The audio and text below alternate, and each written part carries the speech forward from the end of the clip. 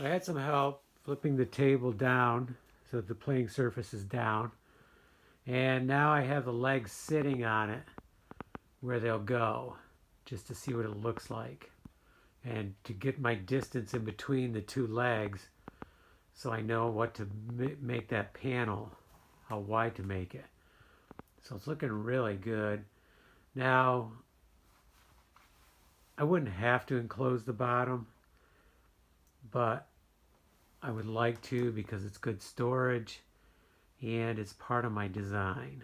I think it's going to add a cool element of design to this table. It already looks cool, but it can look cooler, I think. So I'm going to get that measurement. Right now the legs are just sitting on there. I did not screw them in or anything. So I'll probably pull them off as soon as I get the measurement. But it's looking really good.